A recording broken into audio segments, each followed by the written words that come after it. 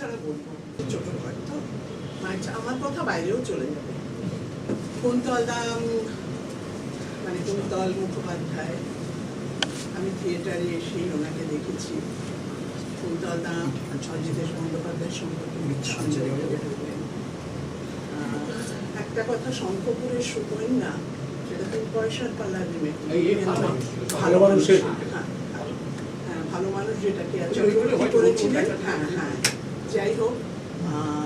কিন্তু আমি 3 পয়সার পাল্লার যে কুন্তলদা বলছিলেন, কুন্তলদা একজন নাট্যকার, নির্দেশক, অভিনেতা, মানে সর্বগুণে গুণান্বিত একজন মানুষ। আর সবচেয়ে তার উপরে কুন্তলদা খুব ভালো মানুষ। ভালো মানুষের আজকাল খুব অভাব। যাই হোক, আমরা খুব খারাপ সময়ের মধ্য দিয়ে জীবন চলছে আমাদের, ভীষণই খারাপ। তার মধ্যে আমিও খুব খারাপ পরিস্থিতির মধ্যে ছিলাম। মানে আমার আরজিকরের ওই ঘটনাটা রাতে পড়াশোনার পরে চেয়ারে দেখতে দেখতে আমি পড়ে গিয়েছিলাম, ব্ল্যাক আউট হয়ে গিয়েছিলাম। আমার জীবনে কোনোদিন এরকম হয়নি, আমার পেসমেকার বসানো। হ্যাঁ, আমি অত্যন্ত দামাল, অত্যন্ত একা জীবন আমার। এবং যেটা আমার বলা দরকার, আমি কলকাতার মেয়ে নই, আমি মফস্বলের মেয়ে। এখন হয়তো মফস্বল হাবড়া কোনো ব্যাপার না, আসতে 1 ঘন্টা 20 মিনিট 25 মিনিট। কিন্তু আমি 76 সালে যখন আসি, তখন কোনো মেয়েরা 4টের পরে ট্রেনে যাতায়াত করতে পারতো না। তো একটা ঘটনা, যেটা আমাদের দেশের বাড়িতে, আমার বাড়িতে দুর্গাপুজো, মন্দির টন্দির, বিজনেস, প্রভূত অর্থের মালিক আমি। সেই বাড়ির থেকে এসছি, কিন্তু আমি কপড়দপ নিইনি এবং পাইও নি। ওই বাড়িতে অজিতেশ বন্দ্যোপাধ্যায় এবং বীরেন্দ্রকৃষ্ণ ভদ্র গিয়েছিলেন হাবড়াতে একটা অনুষ্ঠান করতে। তো ছিলেন আমাদের বাড়িতে, আমি বসানো হয় গ্রামের, এরকম তো ছিলেন আমাদের বাড়িতে। তো সেই সময়ই আমি বললাম যে আমি তো আপনার রেডিওর নাটক শুনি, আমি আপনার সঙ্গে থিয়েটার করতে চাই। আমি তখন কলকাতায় আসিনি, মঞ্চ কি জিনিস জানি না। আমি বললাম আমি বলবো। বলে ঠিক আছে, পড়াশোনা কমপ্লিট করো, তারপর গ্রাজুয়েশন কমপ্লিট করো, তারপরে। কিন্তু না, আমি একটা খারাপ কাজ করে ফেললাম। 76-এ আমি এইচএস শেষ ব্যাচ পরীক্ষাটা দিয়ে আমি একদিন ট্রেনে ঢপঢপ করে চলে এলাম। এসে নানান রকম, কলকাতা চিনি না, শিয়ালদা কি স্প্ল্যানেড কি কিছু জানি না, তো জিজ্ঞেস করে করে করে করে নান্দিকারের ঘরে গেলাম। তো নান্দিকারের ঘরে যেই ঢুকছি, তখন দেখছি কেয়াদি আর অজিতদা বসে। তা আমি বললাম আসছি, যা হয় মফস্বলের মেয়েরা একটু টাকা বুকো হয়, ওরা তো শহুরে কালচারটা জানে না, আমার মধ্যেও ছিল না। আমি ভীষণ টাকা বুকো টাইপের বলে ঢুকে পড়েছি। ঢুকলে বলে কি, আমি কেন ঘরে ঢুকবো? হ্যাঁ আসুন আসুন, প্রথমে যেটা সম্বোধন সৌমিত্র করতেন, আসুন আপনি। তারপরে আমাকে বললেন কি চাই? আমি বললাম আপনি তো আমাদের বাড়িতে ছিলেন, গেছিলেন। ও চিনে ফেললেন। তারপরে আমি বললাম আমি থিয়েটার করবো। থিয়েটার করবে? তুমি কি করছো? আমি বললাম এইচএস পরীক্ষা দিয়েছি। না এখন তো হবে না। আমি বললাম তা জানি না, আমি এখন করবো। এই বলে থাপ্পা মেরে বসে বললাম। থাপ্পা মেরে বসে বললাম কেয়াদি বসে আছে। কেয়াদি বলে আপনি দৌড় করছেন কেন? নিয়ে নিন না মেয়েটাকে। বলে কেন? আমি অনেকক্ষণ ধরে ভাবছি মেয়েটাকে দেখে, আমি এবার পাপটা শুরু করি। টলস্টয়ের পাওয়ার অফ ডার্কনেস, তার সেটা উপন্যাস, তার থেকে অনুবাদ হয়, তারপরে আমাদের রূপান্তরিত হয় সুন্দরবন এলাকায়।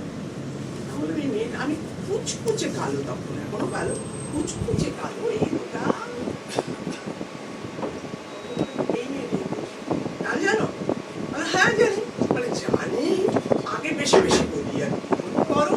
কিন্তু হ্যাঁ, আমাদের বাড়িতে না গানের চর্চাটা ছিল। তো আমি আনন্দ ধারা বলেছি, এত কঠিন গান, মালকোষের উপরে সেই গান আমি করলাম।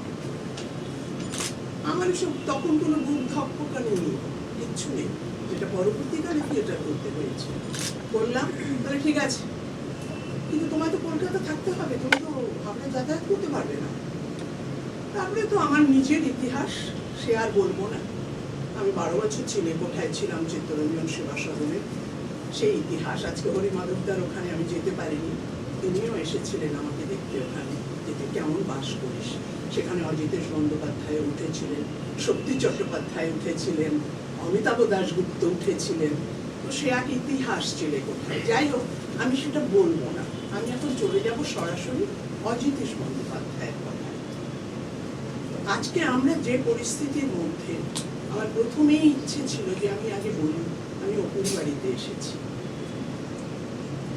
সুচরিতাকে আমি চিনি, কিন্তু ওর ছেলেটির অভিনয় আমি দেখেছিলাম, ওর অত্যন্ত ভালো গান গাইত। সেই ছেলেটি আজ সশরীরে নেই, কিন্তু আমাদের মনে চিরকাল জায়গা করে নিল এই লোকটা। এটা আমাদের একটা বড় আমি খুব কষ্ট হচ্ছে, খুবই। যাই হোক, আজকে এসেছি এখানে। তো আমি আমার কথা বললে অজিতেশ বন্দ্যোপাধ্যায় বলা পাবো না। অজিতেশ বন্দ্যোপাধ্যায় এই চেষ্টা করলে হাঙরের 3 পয়সার পালার গান শুরুটা নাটকের, এইটা যে এই সময় আজ থেকে ধরুন এই প্রোডাকশনটা 71-এর, এবং সর্বপ্রথম সারা ভারতবর্ষে কম বয়সে সঙ্গীত নাটক একাডেমি অ্যাওয়ার্ড পেয়েছেন অজিতেশ বন্দ্যোপাধ্যায়। মাত্র 38 বছর বয়স তখন, 71 সালে 3 পয়সার পালা। আমি তখন ক্লাস 9-এ 10-এ বোধহয় 8-এ পড়ি। তো যাই হোক, সেই 3 পয়সার পালার গান 60 বছর আগে উনি প্রায় শুরু করেছেন। সেই এখনো গান এখনকার সময়ের সঙ্গে যায়। এই যে সমসাময়িকতা, যে অনেক আগের জিনিস কিন্তু এখনো যায়, যেমন রবীন্দ্রনাথ ঠাকুর, শেক্সপিয়ার, আমি তাদের জায়গায় নিচ্ছি না অজিতেশ বন্দ্যোপাধ্যায়কে, কিন্তু আপনারা শুনুন, চেষ্টা করলে হাঙরেরও দাঁত দেখতে পাবে, কিন্তু যখন মহিন বাবুর ছুরিটা চমকাবে তখন দেখতে পাবে না, পাবে না, ও তখন দেখতে পাবে না, পাবে না। এই হাঙরেরা ধরলে শিকার কর্মড়িয়ে খায়। মহিন বাবুর কারবারটার শব্দ কি কেউ পায়? কেউ শুনতে পাবে না, পাবে না, ও কেউ শুনতে পাবে না, পাবে না। এই দিন দুপুরে পথে ঘাটে পড়ে মানুষের লাশ, খুনির নাম কেই বা করে বাসে ওরে বাস, কেউ নাম তো পারে না, পারে না। বিশ্বাস করুন, আমিও জানি না। এই তো সেদিন থানার কাছে মরলো 2 লোক, দেখলো সবাই দারোগা বাবু, করলো বিষম শোক, কারো বাকি সরে না, আর ঘোষ সাহেবের বসমশাইয়ের ছেড়ে নিরুদ্দেশ, টাকা দিলে ছাড়া পাবে এই আছে আদেশ। কার আদেশ জানেন না, ও কার আদেশ জানেন না। এই বদ্যি পাড়ার মতি বাবু চিৎপাত ফুটপাতে, বুকে সমল ছুরি বিধে আছে যে তার সাথে, ছুরি কাটটা জানেন না। রহিম কোচওয়ানের ছেলে কাঁদছে 2 মাস ধরে, গলায় নখের দাগ নিয়ে তার বাপটা গেল মরে, আর তো ফিরে পাবে না। গত মাসে একটা মেয়ের সতীত্ব নাশ করে, লোকটা শুনি স্বচ্ছন্দেই হেঁটে চলে ফেরে, কেউ তো ধরিয়ে দেবে না, কেউ তো ধরিয়ে দেবে না। এই গানের কথা সুর অজিতেশ বন্দ্যোপাধ্যায় এবং 3 পয়সার পালা। তো এই মানুষটা যেটা কুন্তলদা ভীষণভাবে ছুঁয়ে ছুঁয়ে গেছেন বহু জায়গায়, আমি তো 10 দিন বললেও শেষ হবে না অজিতেশ বন্দ্যোপাধ্যায়। তো এই 3 পয়সার পালা আমি এসে দেখিনি, কিন্তু পরবর্তীকালে আমাদের কথা হয়েছিল যে 3 পয়সার পালা করবো এবং জ্যোৎস্নার রোলটা সন্ধ্যা করবো। তো এরকম একটা ব্যাপার। যাই হোক, আমি কোনোদিন ওইভাবে থিয়েটার দেখিনি, কিন্তু গান গুলো এরকম আমি মুখে মুখে মুখে মুখে তুলে নিতাম। এবার যখন আমি নান্দিকারে এলাম তখন বললেন পাপুণ্য শুরু হলো, আর একদিকে ফুটবলের রিহার্সাল চলছে, ফুটবল রুদ্রদা করছিল। আমরা রুদ্রদা ডাকতাম না, আমরা ডাকতাম খোকনদা বলে। হ্যাঁ, করছে। তো সেখানেও আমি অনেকগুলো দুটো ছোট ছোট রোল, একটা হলো কি ওই যে ফুটবল মাঠ, তাতে ভীষণ এনজয়। এবং স্মৃতিতে আছে আমি প্যান্ট শার্ট পরবো, শার্টটা কেয়াদি এনে দিয়েছিল। আজ কেয়াদি নেই আমাদের মধ্যে, মাত্র 38 বছর বয়সে তিনি চলে গেছেন এবং আমাদের চোখের সামনে। কেয়াদি শুটিংয়ে গেছিলেন আমার একটা চাদর গায়ে দিয়ে, এবং শুটিং শেষে নান্দিকারে আসবেন, শাড়ি রেখে গেছেন। আমরা একজনের বৌভাতে যাবো বরানগরে, তো আমি সেজে গুজে এসে বসে আছি, হঠাৎ ফোন এলো, অজিতদা বসে ফোনটা ধরলেন, এরকম জলে পড়ে গেছে। যাই হোক, সেসব ইতিহাস। তবে আমি কেয়াদির মতো ডেডিকেটেড মহিলা আমি আজ অব্দি থিয়েটারে দেখিনি, আজ অব্দি দেখিনি যে চাকরি ছেড়ে দিয়েছে, গয়না বিক্রি করে নান্দিকারকে দিয়েছে। তো কে মনে করে? কেউ করে না, কেউ করে না।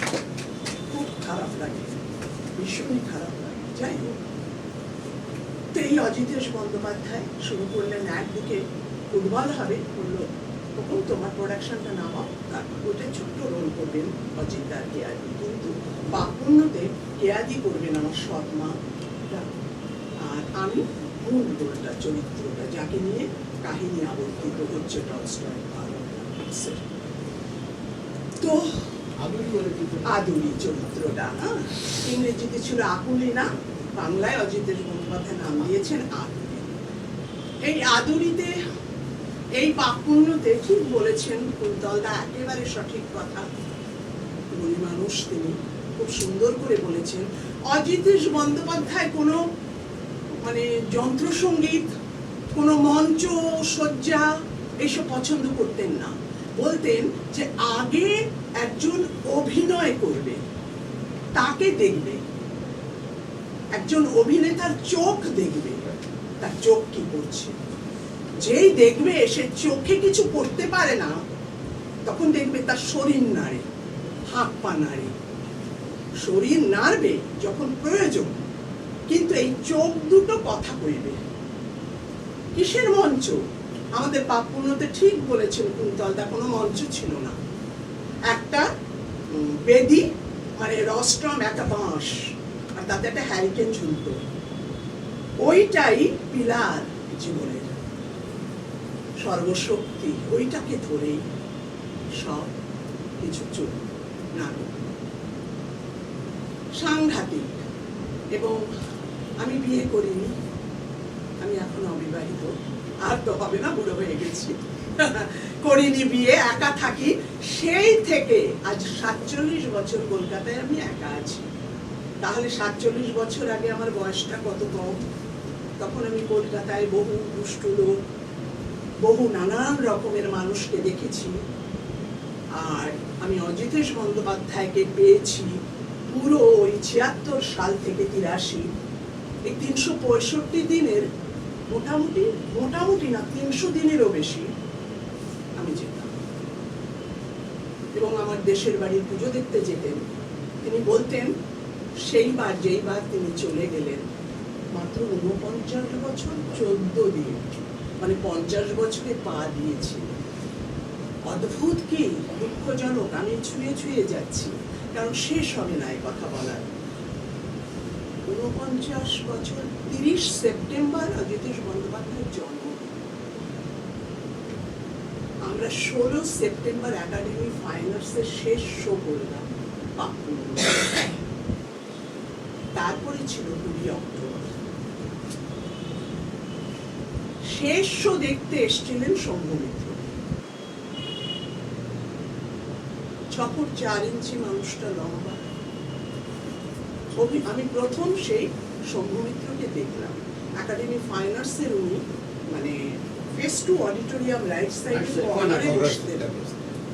দেখলেন নাটকটা দেখে পেছনের দরজা দিয়ে মাথা ঝুঁকে উনি গেলেন। এই ইতিহাসগুলো তো অনেকে জানেন না।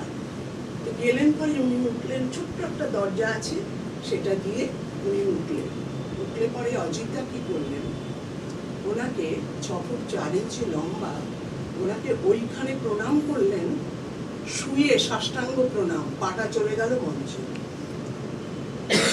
মানুষের প্রতি শ্রদ্ধাটা কোথায়?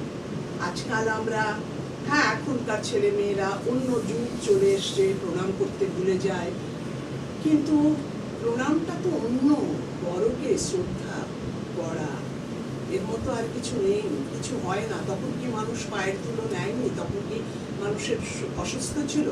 তাদেরকে আয়ু ছিল না? তা নয়, আমরা এখন সেই যুগ থেকে অন্য জায়গায় চলে এসেছি। বড়জন হাঁটুটা ছুঁয়ে এইটুকু করলো। তো সাষ্টাঙ্গ প্রণাম করার পরে উনি যে কথাটা বললেন, একে বলে অজিতেশ।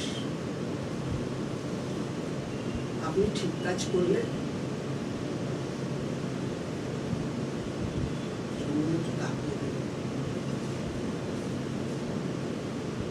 বললেন আপনি নান্দিকার এই নাটকটা করলেন, আর নাট্য মঞ্চ গল্পে যে নাটকটা অজিতেশের ডিরেকশন শম্ভুমিত্র অভিনয় করেছিলেন, সেটা নান্দিকার পরে করলো। এটা আপনি পারলেন। কি বলবো, যে এটা কোনো মানুষ বলতে পারে? শরীর মানে আমি ভাবুন গরম হয়ে যাচ্ছি, চোখে দেখলাম শম্ভুমিত্র অজিতেশকে জড়িয়ে মানে কি বলবো,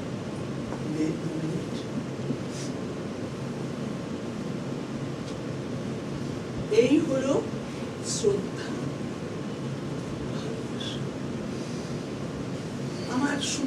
আমার গবেষণার সময় অজিতেশ বন্দ্যোপাধ্যায় চলে গেছেন। আমি অজিতেশকে আলাদা করে ধরলে, পাপুণ্য রিহার্সাল ধরলে আমার চলে যাবে, আমার 10 দিন লাগবে। পাপুণ্য শুধু রিহার্সাল নিয়ে, কি করে পাপুণ্যর আমরা রিহার্সাল করতাম, কিভাবে, কি মানে স্বাভাবিকতায় চলে আসতো জিনিসটা। মানে আমাদের শুধু জামা কাপড়গুলো কাঁচা হয়েছিল নদী থেকে গঙ্গামাটি এনে, তাতে পুরাতন করে পড়ে, এখন তো ভাবা যায় না।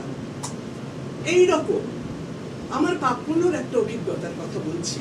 পাপুণ্য করাকালীন আমার বিয়ে পরীক্ষা, আমার সিট পড়েছে বারাসত কলেজে, কারণ আমি ভর্তি হয়েছিলাম হাবড়াতে শ্রী চৈতন্য কলেজে। গৌরাঙ্গ বাবু আপনি বলবেন, আমি ঠিক থেমে যাবো। তাহলে বলছি, আপনার কথা শুনে বললাম শুধু যে আমরা আমাদের বোন বিবিকে কালো করতে পারছি না। হ্যাঁ মনে পড়ে হ্যাঁ না, মানে সেটা শুনুন না কি হয়েছিল। বারাসাতে শো ছিল, বারাসাত আমার 79 বি না কি সেতে করে আমি গেছিলাম বারাসাতে পরীক্ষা দিতে। সেই দিন ছিল আমার ইংরেজি পরীক্ষা, এদিকে পাপুণ্য শো একাডেমিতে।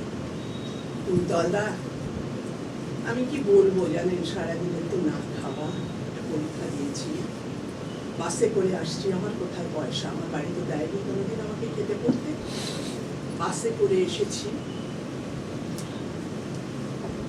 আমি যখন একাডেমির মুখে পৌঁছেছি, ধর্মতলা থেকে আবার আরেকটায়, তখন ফার্স্ট বেল পড়ে গেছে, সব উচাটন করছে একাডেমির সামনে।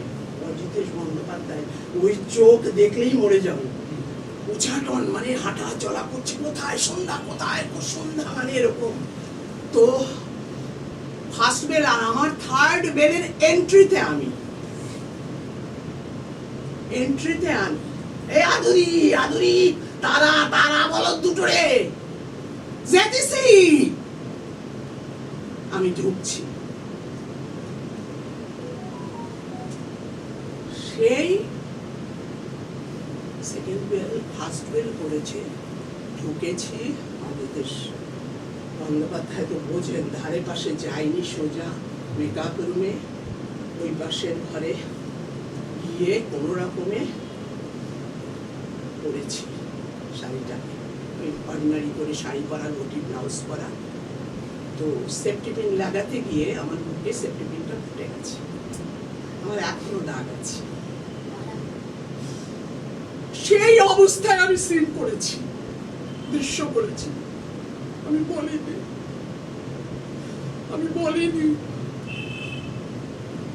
তারপরে উনি স্টেজ থেকে ওইখান থেকে সিন বেরিয়ে এসে বলেন যে এরকম করে আমার দিকে তাকালেন, ওই মানুষ আমি ঘাড়ের কাছে তাকালেন।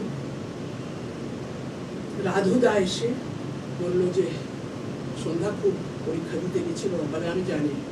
যাই হোক, তারপরে থার্ড সিনে তো অজিতদার সঙ্গে আমার একটা ভীষণ মানে সিন, বাজার থেকে ফুর্তি করে ফেরা। তো যাই হোক, তারপরে ব্লাউজ পরলাম, আমি দেখি ব্লাউজ বেরিয়ে যাচ্ছে, ব্লাড করছে, কিচ্ছু বলছি। থার্ড সিনে কিরকম ছিল, আমরা যখন ঢুকতাম বাজারের দৃশ্য, মানে খুব দুষ্টুমি করে ফিরেছি দুজনে।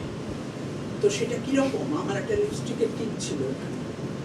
অজিতা কি করতেন, প্রত্যেকদিনই সিনে ঢোকার আগে, দেখুন সিনে ঢোকার আগে আমার মাথাটা জামা এরকম করে ধাপাস করে বাড়ি মারতেন, আমার মাথাটা নিয়ে, তাহলে ওই টিপের ছাপটা ওনার জামায় পড়তো। এবার যখন ধাপাস করে দিচ্ছেন, আমি তো প্রায় মরে যাই, আমার ব্যথা করছে। তো যাই হোক, সিনে করলাম, নাটক শেষে ডাকলেন আমাকে, কি হয়েছে,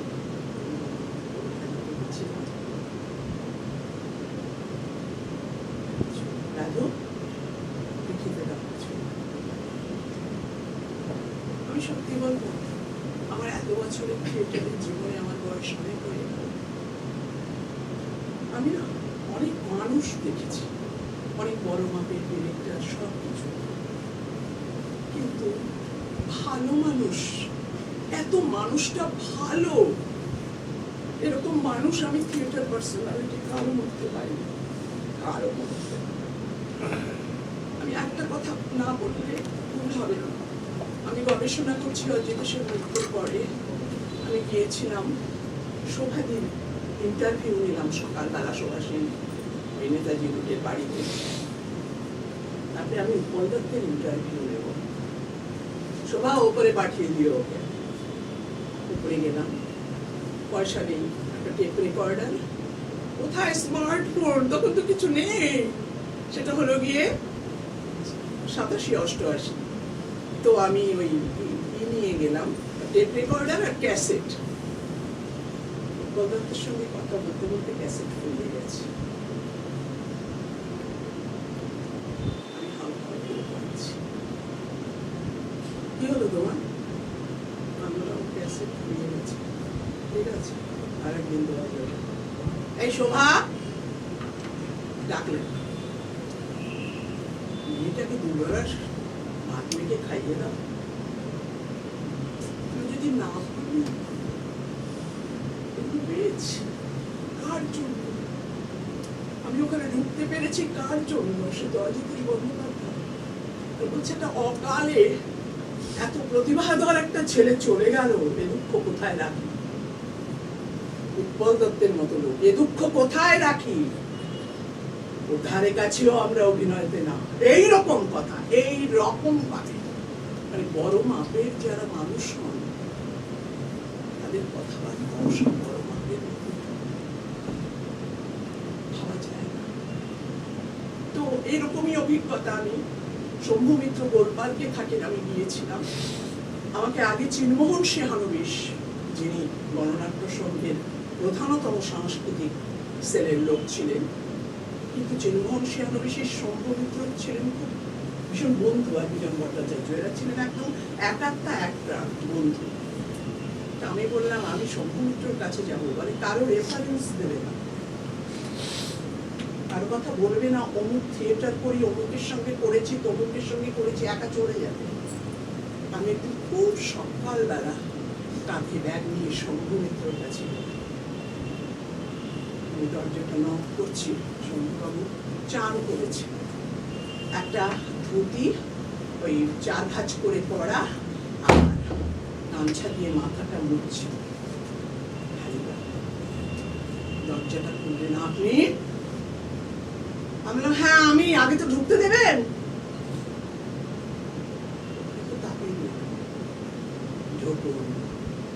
আপনি বলতেন, তারপরে ভেতরে গেলেন, গিয়ে একটা খাঁটি পাঞ্জাবি পরে ওই 4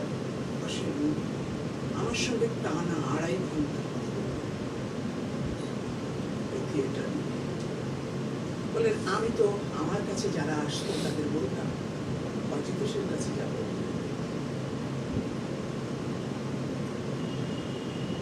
তো এই হলো অজিতেশ বন্দ্যোপাধ্যায়। তো আমার তো শেষ হবে না কথা। আপূর্ণ আমরা 1 বছর রিহার্সাল দিয়েছিলাম। একটা নাটকের যে এত রিহার্সাল হতে পারে ভাবা যায় না। এবং সবচেয়ে বড় কথা, উনি কোনোদিন অভিনয় দেখিয়ে দিতেন না, উনি বোঝাতেন যে এইটা হবে চরিত্রটা, সেটা নিজে বার করে।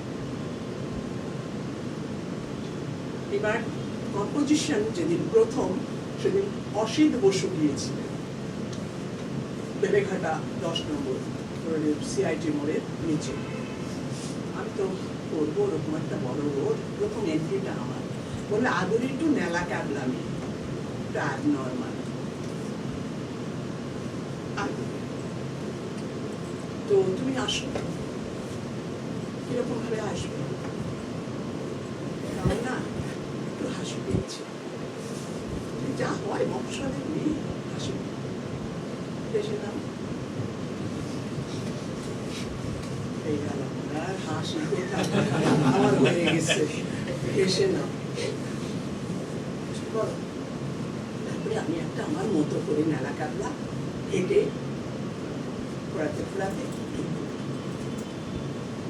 কি অসিত বাবু জ্বালিয়ে দিচ্ছে, মানে এইটা হলেন গিয়ে উনি আসলে জ্বালিয়ে দিইনি, কিন্তু আমার এন্থুটাকে, আমার ইয়েটাকে, এনার্জিটাকে তুলে দিলেন।